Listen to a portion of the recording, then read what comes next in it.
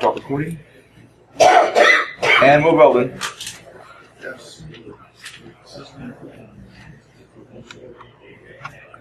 We're going. All set? All right. Thanks so much. Hey, my name is Josh Lospinoso, and today I'd like to talk to you about a vulnerability that was patched in one of the major Democrat DNC donor database called NGPVAN that was responsibly disclosed and fixed.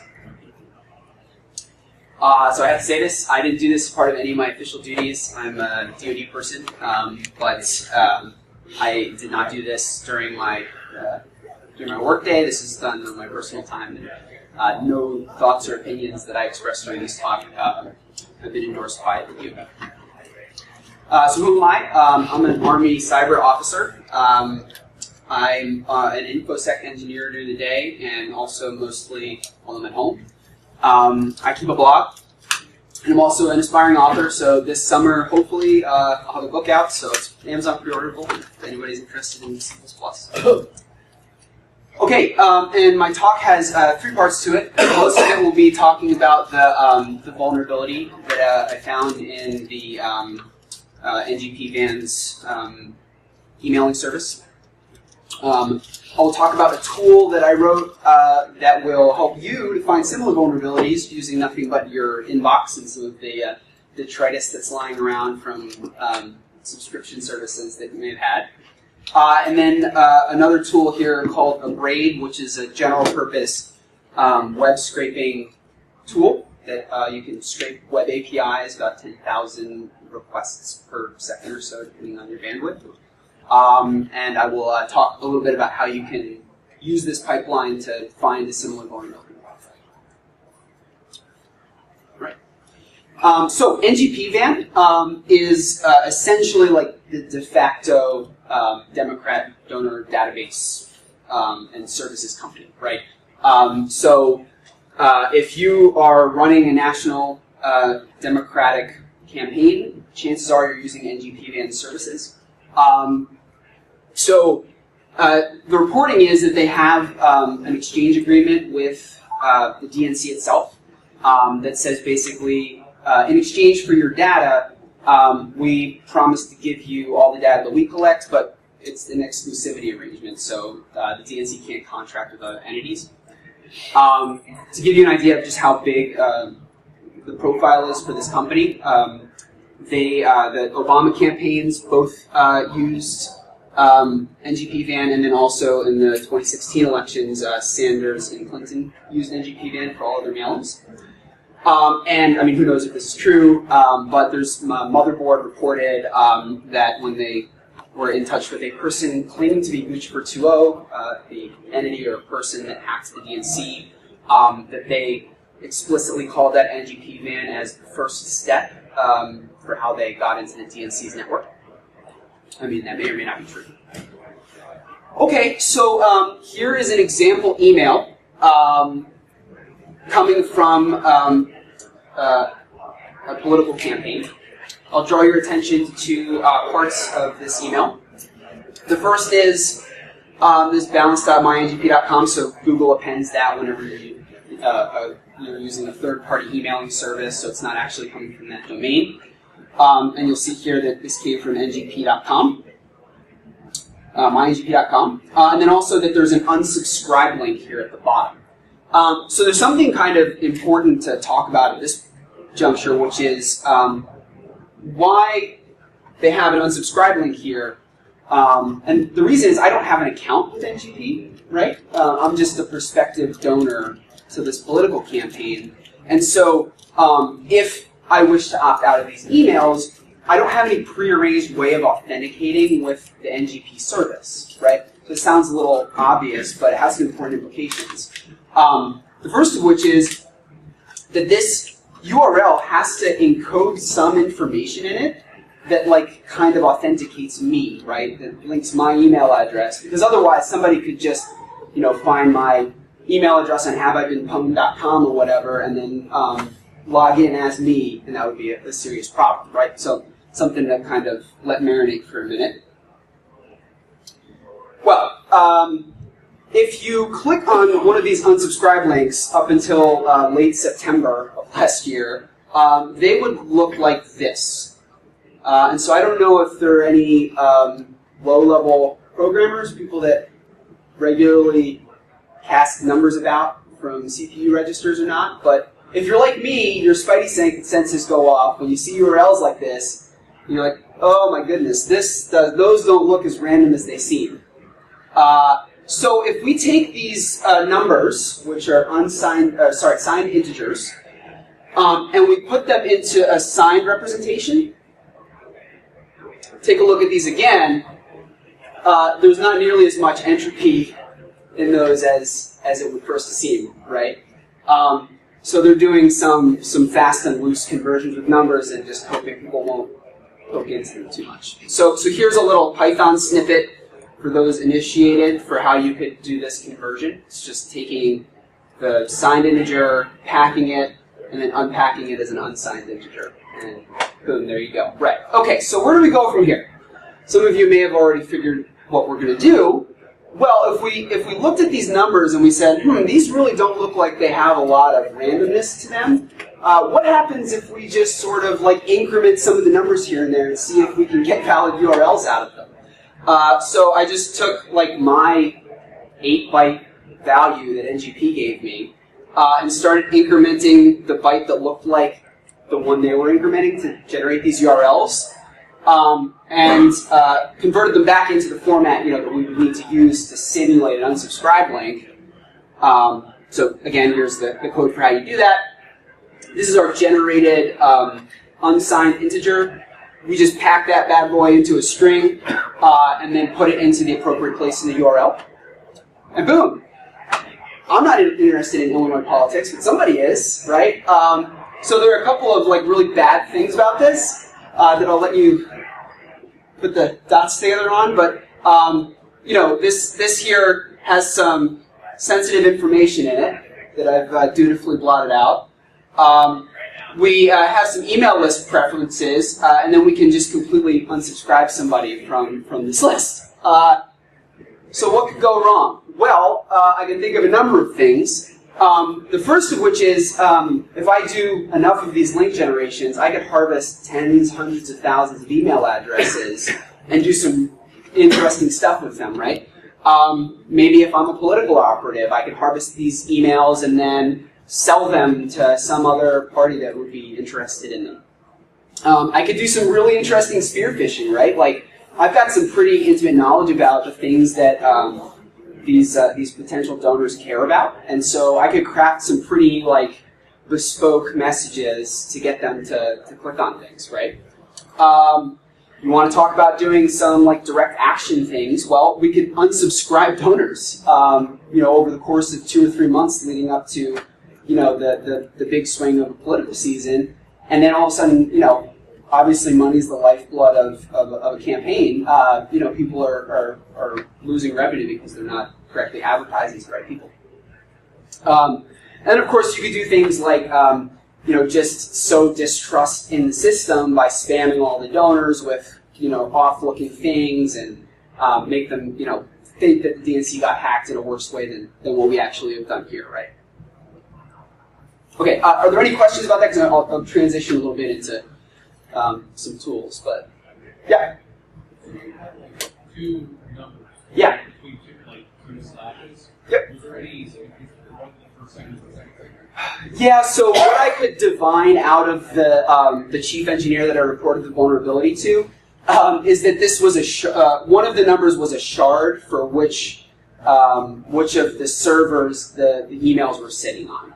But to be honest, I mean, you're just, when you're poking around doing this, what is essentially dynamic analysis on this web service, you're just kind of like poking around until you see this, and then you stop. So, changing the second action, so you actually get failure because you might be looking at it.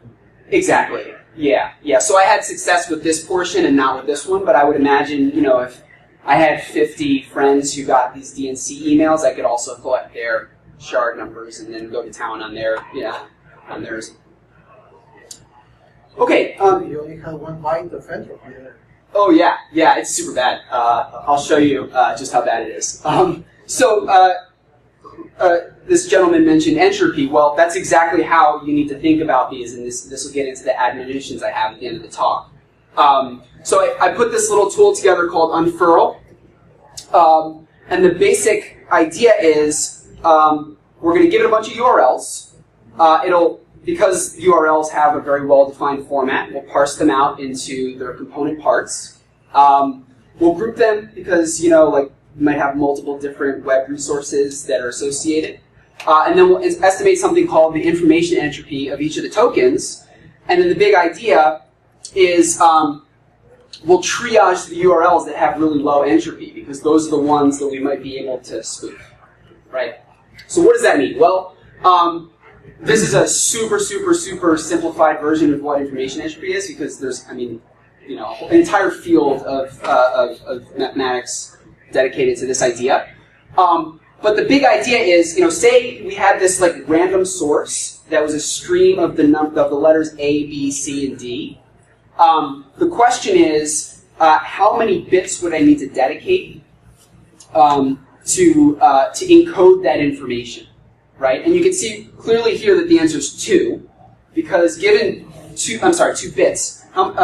So given 2 bits, I can exhaust all of the different possible outcomes of this random process, right? And so that is not a precise mathematical definition, but for the purposes of this talk, that's sufficient.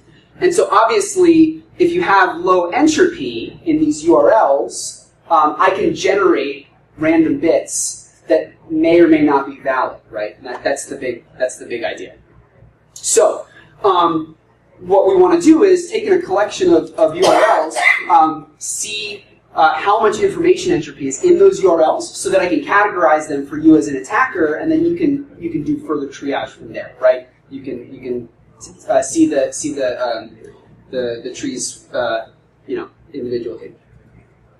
Okay, so to give you an idea how it works, it's a command line program. You just invoke it with the file or files that you want to pass in. Here's an example. So this is live URLs that don't work anymore after the patch, but this is what the URLs might look like for the NGPVAN service. And I'd have a series of these files. You can get them from your inbox or from wherever. And Unfurl is going to go through and parse these and give you this beautiful output. So what does this say? Well, it tries multiple encodings on each of the tokens in these URLs, right? So some common encodings in URLs. Hex, so hexlified things, the digits 0 through 9, A through F. Base 64 encoding is really popular. And then various kinds of unsigned, signed integer conversion things, right? So it'll try to do all these and then see what the entropy is, and then just take the encoding that produces the lowest entropy. That makes sense? And so you can see here it tried hex, unsigned int, and signed int with some success. All of them, all 620 of the URLs I gave it, it was able to decode as a signed int, and then you get an idea of it failed a lot when it tried to parse them as hex because there were characters outside of the range and those sorts of things. And so this is telling me that there are about 25 bits of entropy in this token. And if you've done some system programming, you know that that's not very much. You could iterate through 25 bits worth of integers in like a microsecond, right? So this is something that I would certainly want to investigate, right? Any questions about that? I know it's okay. Yeah, and then so the last part is, now that we're able to generate all these URLs, how do we test them to see whether they're actually valid or not, right? Because we're just sort of shooting in the dark and seeing into this black box and then seeing what comes out, right? So a braid is a little project written in C++ that uses Boost's ASIO library, which is the asynchronous I/O. So it's super, super, super fast, and it only takes a single thread because it's all asynchronous I/O. It works as a SOX 5 client, which means it works with Tor. So if you run a local Tor instance on your box, you can connect a braid through Tor and then gain the advantage of spamming the service from hundreds of exit nodes rather than from your house, for example. Supports TLS, and then if you, depending on whether you're interested in the content of those URLs or just the fact of whether that URL is valid or not, you can really speed things up by only giving a head request because it won't have to, pull all the data down. So yeah, this is just like the sample usage. You've got the host. There's a whole patterning system that I won't get into here because we're going to just pipe output we're going to pipe output into a braid. But you can, like, in a declarative syntax, like say, I want all integers from 0 to 10 million, and then it'll iterate for you. It's kind of neat, and it'll compute entropy and different things. And then it's got a bunch of options for, like a shortcut for I want to use Tor, or yeah, please use TLS, or don't. And then it has some optimization things where it tries to see how many requests in flight to have at any given moment to maximize the throughput. So you could, up until September, you could have run this little hack yourself and everything that's up on the screen. So this script here is what generates all the URLs. This is all that's required to pull all the donor database information down. You're just iterating through that number that I showed you from 0 to however many. It's packing those numbers together to yield you the signed integer, and then printing it out, and that's it. So it prints the URLs out for you, and then we're piping that into a braid. This configuration is using Tor, and it's screening out any response that says "we're sorry" because that means it was a link that didn't exist.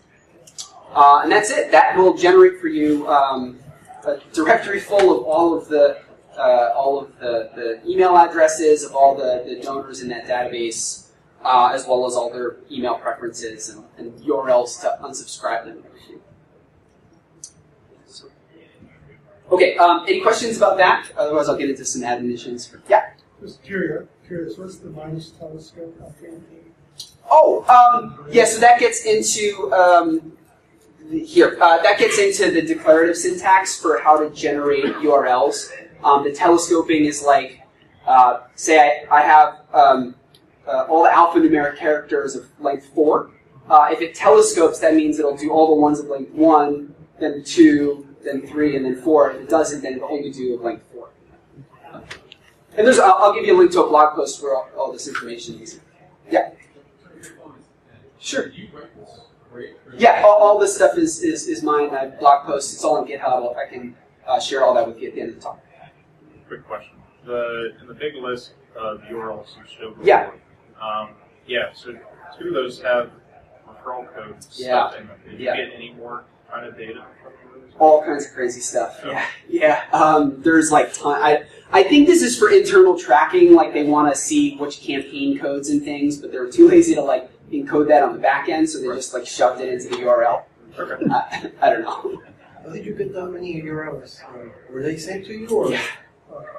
Yeah. There's a script in the blog post where you can just locally put your Gmail credentials and use the script to interact with the Gmail API to pull all this stuff. I'm just curious if your tool came during your research or after? After. Okay. Yeah, I was like at the kitchen counter, like, man, I'm like getting all these emails, and then I clicked on it, I was like, that doesn't look right. Like, so this came after. Cool. You might be getting this, but I was just wondering if you could talk a little bit about your deployment process. Yeah, sure, I can absolutely do that. So it was super informal. I had a friend who knew somebody at NGP Van, and I texted him, and I was like, hey, can somebody give me a call really quickly? And I walked him through it, and they were like, oh, yeah, you caught us. Like, we were going to fix that later, but we didn't. So they fixed it within a week. It was really simple. Fix it like Yeah, right, yeah. What about these things? There's a lot of closed loop methods before. Did they give you the impression that they clearly do exist internally? Other people disclose this before? Yeah, so they could have, and maybe they had been working on a fix, and then they just gave me the, oh my goodness, we didn't know. I have no idea. Okay, so that gets into admonitions, right? Like, how do you not get burned by this if you run an email service, right? Well, the short answer is one of these. You guys know what this is, right? It's a GUID. Just generate GUIDs, right? Globally unique identifiers. I think they have like 128 bits of entropy or something insane. Like, generate one of those, save it in a database, And then when someone clicks that link, just correlate the GUID to that user. And you're done. And none of these attacks will work because there's way too much information in here for me to scrape it, right? If you don't want to do that, you should do that. But so authenticate whenever possible. So if you have like a user account, just have the user, click on mycompany.com and then log in, and then they can manage from there. That's definitely a good way to do it. Or roll your own high entropy some random URL thing. But at any rate, you shouldn't really be displaying any user info from like just a click, right? Because if somebody passively collects that email or figures out a way to generate some part of your URLs, you don't want to be leaking customer data, to the attacker. There's just no reason for it, right? And then finally, this is kind of a band-aid, but it was kind of a pain for me when I was trying to scrape this. So NGPVan did use a scraping service. So they generally they'll be like one of these the CDNs, the delivery networks that they'll put in front of their service, and then they can rate limit you based on some heuristics. But that's just a cat and mouse game, right? Like they're mostly concerned about delivery times and making sure that there's availability. And so if you put enough effort in, you're going to get around them. All this stuff is in blog posts. So if you just go to the these slides are on there's a URL, this jlospinoso.github.io/BSides2018, and you can get all these. But I have a blog post about the vulnerability, about the entropy estimating tool, and then also about the web API scraper. And there's some fun examples on here. So I don't know if you know this. If any of you have like a Ring doorbell, they have a really low entropy URL for the publicly shared videos. And they have like no mechanism for access controls. So if you are bored on a Sunday, get a 6-pack, you can like scrape some Ring doorbell URLs, and it's kind of fun. And they don't care. I reported it to them, and they didn't care about it. They're like, yeah, the users. We alerted the user that this is a public URL. I was like, okay, man, whatever. That's for stuff the users purposely make public. That's right. Yeah. Yes. Or they're private. Right. Or accidentally clicked on to make it public. Right. There's no way to revoke the access, but whatever. So it's fine. It's the outside of the house most of the time. And then, all of these are up on GitHub, so if you want to pull those down. And then I should also mention the EFF is awesome. Like, if you have a project where you need to disclose a vulnerability or something like that, and you're worried about the interaction with the company or whatever, these two guys are awesome professionals, and they can walk you through the entire process. And then that pro bono, they'll protect you in case one of the companies gets after you for. Sorry, I know we're running a little short on time, but you flip back to the GitHub? GitHub.